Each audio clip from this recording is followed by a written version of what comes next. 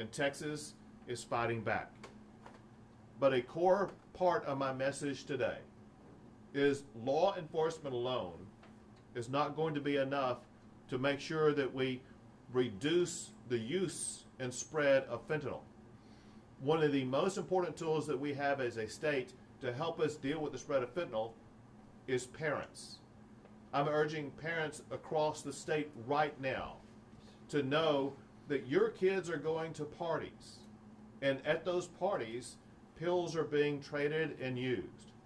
And what you don't know and what your child does not know is whether or not a pill that they are given at that party is laced with deadly fentanyl. It's so important that as parents you play a role in making sure that you educate your children about the deadliness of fentanyl and the way that it can be laced on a drug in ways in which they have no possibility of discerning whether or not fentanyl is on that drug. Now with us here today is a leader who has helped us to address these challenges, and that is Senator Joan Huffman from here in the Houston area. Thank you, Governor, and thank you for being here and leading the fight and the cause against fentanyl and so forth. And I want to thank the media for being here. It's heartening to see such a large media presence today, because as Governor Abbott says, we cannot stress enough how important it is for parents, for families, to understand that this could happen to your child. We look at these fentanyl deaths, they have increased. We know in 2021 there were over 480 fentanyl unintentional overdoses right here in Harris County. These deaths cross races, they cross demographics, they cross neighborhoods, suburban, urban, wealthy, lower economic status. Everyone is being affected by this. It could be your child, it could be any child. We had tried, we made some progress last session by increasing the penalties, and I was heartened to hear from some law enforcement and prosecutors that it is being used across the state. But as the numbers have grown, we are seeing it's not enough. So we will be working next session on increasing the penalties even more, looking at really focusing in on those who are distributing and manufacturing these drugs. We know that it's coming across the border. We do know that. We know that a lot of the ingredients that make up these drugs come from China into Mexico, being brought across our Texas border, and it goes throughout the United States. Not all staying in Texas, but we know, we can see from the numbers that it's killing Texans. So we'll be working on enhancing penalties, and importantly, looking at other jurisdictions, other states who are looking at it as a type of poisoning, and how we can prosecute those who put this poison into our streets and into our schools and into where our kids are dying from it. So again, thank you for being here. This is a fight that we need to take on together as Texans. Everyone in this room needs to get this message out. We're in this together. We must stop this for the sake, because it just keeps getting worse and worse. We must protect our children from this. Thank you. Thank you. And now the director of the Texas Department of Public Safety, who is leading the statewide law enforcement effort to crack down on fentanyl. Thank you, Governor. It was 6 years ago we first started talking about fentanyl, and we were concerned because for some reason we're seeing nationally this epidemic of overdoses by fentanyl. We saw it in the Great Lakes states, we saw it in the Northeast, we saw it in the Southeast, and we certainly saw it in the Mid-Atlantic region as well. And your concern then, as it was now, is that this is so potent that it can take lives immediately, and people not realize the impact that it'll have. And the only thing that's different, at the time, Texas did not, we were a transit state, we're certainly for the rest of the nation. As fentanyl comes in, as goes Texas, so goes the rest of the nation. Mexican cartels, this is clearly their job, they've been exploiting this particular thing, but one thing has changed in recent years, is that the Mexican cartels have figured another way to distribute fentanyl. It's not just in powder form, and not just in laced cocaine with methamphetamine. Just, hey, why not counterfeit pills? You know, why not Xanax? You know, why not, you know, hydromorphone, Oxycontin? Very simple. And by doing it, and they don't care how many milligrams they put in a dose, as long as they're making money. And by doing it, they're able to make a lot of money. And of course, from a Texas standpoint, now you've got kids And thank you, Governor, for talking to kids and the families. And if you're a parent or grandparent, talk to your kids, absolutely, because it's worse than Russian roulette in terms of statistically. You know, they're more likely to die from a counterfeit, pill produced in Mexico than anything else if they take it. And we're concerned about that. I know you're concerned about that. But that's the difference right now. Mexican cartels are doing this. They're putting it on our streets. And unknown kids, unwilling kids are taking it, and it only takes one to kill. I think DEA came up with the one pill kills. I think that's an appropriate, and hopefully the parents and grandparents are picking this up and they're having these conversations with kids. And that's it, Governor. Thank you very much. Thank you. For your leadership. And now a forensic scientist at DPS, right here at the lab that we're at, Jennifer Hatch. Thank you, Governor Abbott, for coming to the laboratory today to see what we do. I also want to thank you and the legislature as well for the resources that you've provided us to ensure that we can continue to provide our services for the state of Texas. So it's important for the public to get to look at the work that we do here at the Crime Lab and the impact that it does have on the community. To give a little more background into fentanyl, fentanyl is a synthetic opioid that is similar to other opiates that you're used to hearing about, such as heroin, morphine, oxycodone, but the biggest difference is fentanyl is so much more potent than these other opiates. Fentanyl is approximately 30 times more potent than heroin and 60 times more potent than morphine. So that means it doesn't take very much fentanyl for you to feel an effect from it as a user. So only 2 milligrams of fentanyl, which I have in here, could be considered a lethal dose. For comparison, 60 milligrams of heroin, which is demonstrated here, is a lethal dose. So you can see how little it takes. All of our laboratories across the state of Texas are seeing an increased number of cases that do contain fentanyl. While fentanyl isn't present in everything that we analyze, it is much more prominent today than it was even 5 years ago. So as an example, in 2019, we reported fentanyl or a fentanyl analog in about 94 cases. In 2022, through the end of June, so just those 6 months alone, we've already reported about 513 cases. So that's a pretty significant increase. The majority of fentanyl that we do see today is pressed into these tablets that look like legitimate pharmaceuticals. Traditionally, these tablets are made to look like oxycodone, as shown here, hydrocodone, or even Xanax. And I can say that these counterfeit tablets look like legitimate pharmaceuticals. Even a scientist examining these daily usually cannot tell the difference until we do our analysis. So this means also that most users don't realize that what they're getting is a counterfeit tablet containing fentanyl as well. So you can see how easily this does become a very dangerous issue. So increasing this awareness about fentanyl is helping to save lives. So I just want to thank you again, Governor Abbott, and to the Texas Legislature for your efforts to help bring this crisis into the forefront. Thank you, and thank you for what you do every day. And I got to meet the other people who work in the lab. And once again, I want to express my gratitude for the men and women who work in this lab, who put their lives on the line to work with the law enforcement officers to make sure that we as a state are going to be more effective in cracking down on the pushers of fentanyl across this region and across our state. We'll take a few questions. Go ahead. Governor Abbott, Uvalde Mayor Don McLaughlin has said he's asked you repeatedly to return to Uvalde to speak with grieving family members.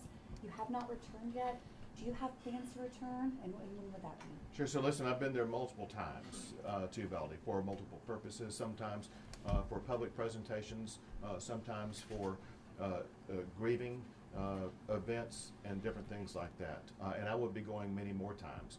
We've been setting up a lot of facilities to make sure that we're providing every possible avenue of caring for the victims, such as a $5 million center to provide mental health care as well as other types of health care. But also importantly, working to make sure that they're going to know all the facts of everything that happened in what led to the loss of their family member. Knowing what happened is the first step toward being able to go through the grieving process, but then having access to the types of resources the state's going to provide, which is going to be an ongoing basis. This is not something where this is going to last a month or two. This is something where we will be involved with the city of Uvalde for years going forward. And I made that clear to them from the very beginning, and we will live up to that. And just Now, to any of the follow up, family have you members say that seen the they're- leaked video, and what is your response to it? So obviously it's disgusting to see what happened. And it's been clear from the time of Columbine that whenever there is a shooting, like what was happening in this school, you run toward that danger and encounter that danger, and you have to eliminate the shooter as quickly as possible. From what I have seen from the video, it looks like that policy was not followed.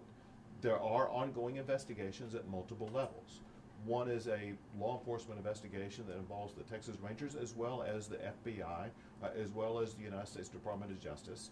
We need to see the results of that investigation. There's also an investigation that's being undertaken by the local district attorney. We need to see the results of that investigation.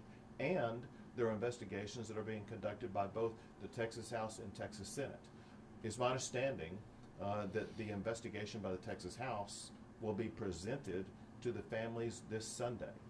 And it's important for the families to learn firsthand what that investigation has turned up so far. But we do know that it will take a while before all of the investigations are concluded. Many Governor, family you members said who said they've you lost were livid confidence. about the misinformation you received on the 27th. After watching that video, it's completely opposite as to what you were told. How do you feel about that now that you've seen the video? Well, just as angry because it's clear that what was shown on the video was the exact opposite of the information that I was given on the day that I went out and explained what happened during the event. And so the information that was provided to me before telling the public about what happened, none of the information that was in that video was shared with me on that day. And so it was shocking. Many of the families have said that they have lost confidence that they will get the full truth as to what happened when confronted with so much contradictory information from both elected officials and law enforcement. And that's why I said, and you may have heard, that I was pretty adamant earlier this week about the disclosure of this video, because it's important for the people of Uvalde to know exactly what happened. In this case, unlike some other cases, we have visual evidence, we have audio evidence that will reveal most of what happened. In addition to that, these investigations will turn up different pieces of information, and they're working on a minute-by-minute timeline of exactly what happened. And the families of the victims, they deserve to know exactly what happened, and they will know what happened. When can the families expect to get a full account of how every single officer, trooper, constable's deputy responded to the school, not just the ones that we've seen on the video? Sure. It'll take a while, and the reason is because it will require a conclusion of the investigation by the Texas Rangers, by the FBI, by the DOJ, by the district attorney, as well as by things that are learned by the Texas House and Texas Senate investigations. And so there are a lot of investigations going on. And then when you compare the notes from all these different investigations, you will see all the facts come together. And the families will continue to learn more about that. But they need to be able to know all of this information. And so I'm glad they're learning about it. The way that the videotape was revealed was inconsistent with what the Texas House had planned, but it is important that they do begin to learn exactly what happened. Governor, Two more questions. Governor, can we get a question on Operation Lone Star? Sure. When it comes to the transportation of migrants back to the border cities, can you elaborate on how this plan is working out, and if in any way this would interfere with the federal agent's job? So I'll answer the question in part for the numbers. I'll have Director McCraw share with you what the numbers are so far. And so the way that it works is very simple. We have multiple strategies that we use. One strategy that we use is to turn away migrants before they even make it to the Texas border. The other is to put up barriers so that if they make it past the halfway point, they will not make it onto the Texas land. Others are, if they do make it onto Texas land and they're trespassing, they can be arrested for that. But others, if they're not apprehended by Border Patrol, they're now going to be apprehended by Texas DPS and returned to the border. And that's exactly what Director McCraw and DPS officers have been working on achieving beginning a couple of days ago. And you can give the updated numbers. 903 right now. It's probably higher than that, but at least 903. We've moved back to the ports of entry. And this helps us immediately because we're not waiting hours for Border Patrol to come get them at that point in time. So not just in terms of detention, referral, but we're able to move them quickly, and TDCJ using their buses, move them to that location at that point in time. We're able to get back on the road. Last Is there any question. chance of this Last fentanyl question. leaking into the investigative legitimate team- pharmaceuticals? Is there any chance So of this our illicit investigative fentanyl? team worked on a series called 23 Days. It's a number of days it took for the Florida legislature to make changes to gun laws and mental health issues. It's now been 7 weeks since the tragedy at Robb Elementary School. Where do you stand on this now? What do you hope changes? And what do you promise Texans who are suffered by this tragedy that you're going to do? Well, there's two things working in parallel, at least two things working in parallel. One, obviously, is what the United States Congress worked on, achieved, and passed. Second is I requested the Texas House and Senate to begin working on proposed legislation on a multitude of different topics. They've been having hearings, they've been making progress, and I expect that progress to continue. And once they work on those, some of those will lead to very meaningful results. And so we hope to achieve some results. That said, there's some things that must be done before the school year begins. And these are already being implemented subject to my executive orders. And that is, every school in the state of Texas needs to be inspected and evaluated for public safety. Schools need to live up to the public safety standards that we put into law in the aftermath of prior shootings. Many schools, or let's say at least some schools, are not living up to.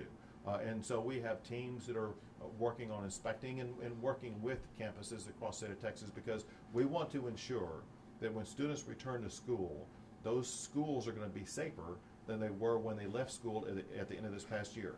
A second thing that we passed that's proven to be extraordinarily effective, and that is mental health assessment and treatment for students in schools who have exhibited some behavioral problems. The good news is that this program has been implemented in about 300 independent school districts across the state of Texas. It's identified over 1,000 students that have some challenges that could have led to problematic behavior, including one that purportedly could have led to something like a school shooting. A problem is that had not reached far enough to communities like Uvalde. We're working on trying to expedite that so that it can reach more schools before the school year begins. And briefly, I know you spoke about these committee hearings. I know similar committee hearings were had after Santa Fe. So what's different now? And can you promise people that there's going to be real change in the state of Texas? Sure. So first, the hearings that are taking place now are different than what happened after Santa Fe. What happened after Santa Fe is that I was the one as governor conducting the hearings.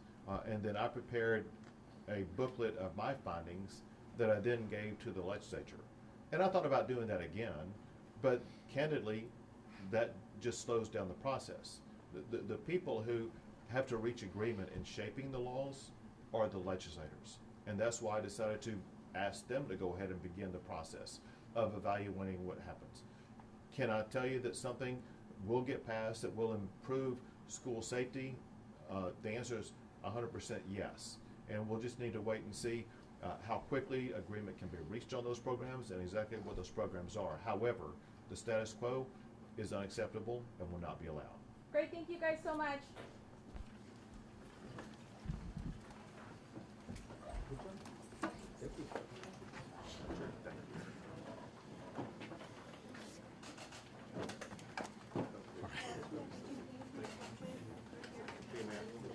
All right, thank you.